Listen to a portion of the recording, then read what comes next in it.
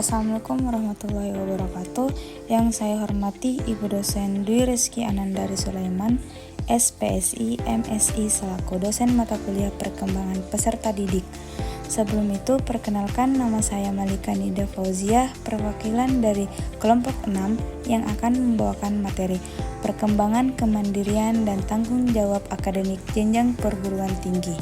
Adapun rekan-rekan saya yaitu Aisyah Cening Ati, Nurul Fadilah, dan Muhammad Fikri Hanif. Baiklah, langsung saja kita memasuki pemaparan materi yang pertama, latar belakang. Di era revolusi industri 4.0, teknologi digital memainkan peran yang semakin penting dalam berbagai aspek kehidupan, termasuk dalam bidang pendidikan. Salah satu teknologi yang mengalami perkembangan pesat dan mulai diimplementasikan dalam dunia pendidikan adalah teknologi augmented reality atau AR.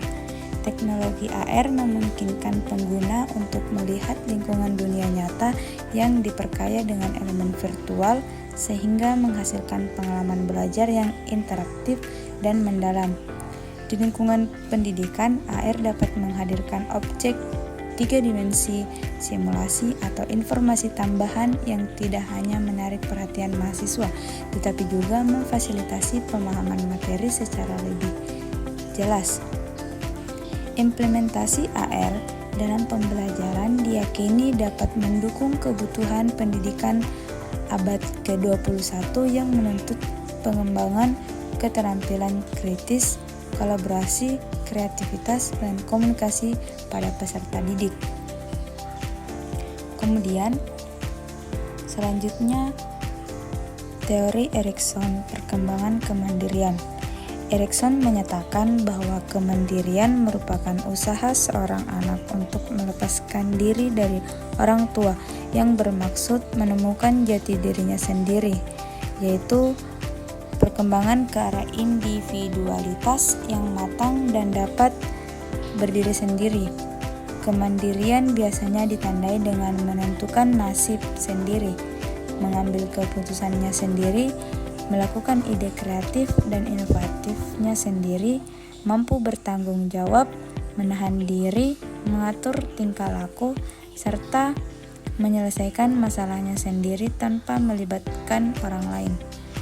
Kemandirian merupakan hal yang bersikap otonom, di mana peserta didik bebas dari pengaruh penilaian, pendapat, serta keyakinan orang lain. Berdasarkan sikap otonom tersebut, diharapkan kepada peserta didik untuk mampu bertanggung jawab terhadap dirinya sendiri. Kemudian teori Erikson menyatakan bahwa kemandirian adalah upaya individu untuk melepaskan diri dari ketergantungan pada orang tua dan menemukan identitas diri yang berfungsi sebagai landasan bagi perkembangan individu menuju kedewasaan. Pada jenjang perguruan tinggi, perkembangan kemandirian ini menjadi lebih kompleks dan berhubungan erat dengan pencapaian tujuan pendidikan, serta menentukan karakter mahasiswa. Kemudian faktor-faktor yang memengaruhi perkembangan kemandirian dibedakan menjadi 2. Yang pertama, faktor internal, merupakan faktor yang terdapat pada diri anak tersebut. Yang kedua, faktor eksternal, merupakan hal-hal yang berasal dari luar diri anak tersebut, meliputi lingkungan dan karakteristik sosial. Kemudian, relevansi teori dengan konteks pendidikan tinggi, beserta penjelasan terkait 3 komponen kemandirian. Yang pertama, kemandirian emosi. Di perguruan tinggi, mahasiswa berada pada fase penting dalam perkembangan emosi mereka. Mereka mulai memisahkan diri secara emosional dari orang tua dan berusaha mengelola hubungan interpersonal di lingkungan kampus. Yang kedua, kemandirian kognitif. Kemandirian kognitif berkaitan dengan kemampuan mahasiswa untuk membuat keputusan secara mandiri, serta bertanggung jawab atas pilihan mereka. Di perguruan tinggi, mahasiswa diharapkan untuk mampu mengorganisir belajar mereka sendiri, menentukan arah studi, dan menyelesaikan masalah secara independen. Ini mengarah pada peningkatan kemampuan berpikir kritis, analisis, dan penyelesaian masalah tanpa banyak ketergantungan pada dosen atau teman-teman. Yang ketiga, kemandirian nilai. Kemandirian nilai adalah kemampuan individu untuk membedakan antara yang benar dan yang salah, serta membuat keputusan berdasarkan nilai-nilai yang diyakini. Dalam konteks perguruan tinggi, mahasiswa berada pada tahap pencarian identitas diri yang lebih jelas, baik dalam hal nilai-nilai pribadi maupun etika profesional. Selanjutnya, ada faktor-faktor penting yang perlu diperhatikan dalam pembentukan kemandirian mahasiswa di perguruan tinggi. Yang pertama, faktor internal, seperti emosi dan intelektual, yang mencakup kemampuan mahasiswa untuk mengontrol perasaan dan mengatasi tantangan akademik secara mandiri. Yang kedua, ada faktor eksternal, yaitu lingkungan sosial, pola asuh sebelumnya, serta interaksi dengan dosen dan teman-teman di perguruan tinggi juga memengaruhi perkembangan kemandirian nilai mahasiswa. Perguruan tinggi memberikan kesempatan bagi mahasiswa untuk mengembangkan identitas mereka melalui interaksi sosial yang lebih beragam dan pola pembelajaran yang lebih mandiri. Selanjutnya, ada implikasi terhadap pembelajaran. Yang pertama, mengelola kemandirian emosi. Dosen perlu memberikan ruang bagi mahasiswa seperti Siti untuk berkembang dalam mengelola kecemasan dan stres akademik. Strategi pembelajaran yang diberikan fleksibilitas dalam pengaturan waktu atau deadline dan dapat membantu mahasiswa belajar mengatur perasaan mereka. Yang kedua, mengembangkan kemandirian kognitif. Mahasiswa perlu diberi kesempatan untuk belajar mengambil keputusan akademik secara mandiri. Oleh karena itu, pembelajaran harus menekankan pengambilan keputusan yang melibatkan pertimbangan kritis dan pertanggungjawaban. Yang ketiga, pembentukan kemandirian nilai. Dosen perlu mendukung mahasiswa dalam membentuk dan mempertahankan nilai pribadi mereka. Hal ini dapat mencapai melalui eksplorasi topik yang relevan dengan nilai-nilai sosial dan etika. Selanjutnya, strategi pembelajaran yang sesuai. Strategi pembelajaran yang sesuai atau contoh penerapan. A. Mengelola kemandirian emosi, yaitu yang pertama pendekatan reflektif dan yang kedua pemberian umpan balik positif. Kemudian B.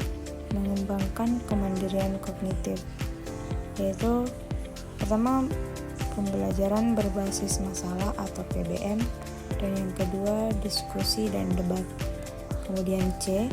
Pembentukan kemandirian nilai, yaitu eksplorasi nilai, pemberian ruang untuk refleksi, dan pendekatan interaktif. Nah, yang terakhir, adapun kesimpulan dan saran yang kelompok saya buat, yaitu kesimpulannya di era revolusi industri 4.0, teknologi augmented reality atau AR adalah alat inovatif yang memiliki kemampuan untuk mengubah cara kita belajar dan mengajar. AR dapat membuat belajar lebih interaktif dan imersif dengan memasukkan elemen digital ke dunia nyata. Mahasiswa memiliki kesempatan untuk berinteraksi langsung dengan memberi pelajaran yang membuatnya lebih mudah untuk dipahami dan diingat. Misalnya, siswa yang belajar sains dapat melihat model 3 dimensi dan struktur molekul atau organ tubuh. Ini memberi mereka cara yang lebih visual dan praktis untuk memahami konsep yang kompleks. Hal ini meningkatkan pemahaman siswa dan mendorong mereka untuk berpartisipasi lebih efektif dalam proses belajar. Kemudian saran, institusi pendidikan harus membuat strategi implementasi yang komprehensif untuk memanfaatkan menerapkan teknologi augmented reality atau AR dalam pendidikan. Selain itu, sangat penting bagi guru untuk menerima pelatihan khusus tentang penggunaan AR secara efektif agar mereka dapat memasukkan teknologi ini ke dalam kurikulum dengan cara yang mendukung tujuan pembelajaran. AR dapat menjadi alat yang bermanfaat untuk meningkatkan pengalaman belajar, meningkatkan keterlibatan siswa, dan meningkatkan pemahaman konsep yang kompleks. Baik, itulah materi yang bisa saya bawakan dalam materi perkembangan kemandirian dan tanggung jawab akademik jenjang perguruan tinggi. Dalam kesempatan terakhir ini, saya dan rekan-rekan saya mengucapkan banyak terima kasih untuk Ibu dosen dan teman-teman atas perhatiannya. Semoga apa yang telah saya sampaikan dapat memberi manfaat dan pemahaman yang lebih luas lagi untuk kita semua. Saya akhiri, wabillahi taufiq wal hidayah. Wassalamualaikum warahmatullahi wabarakatuh.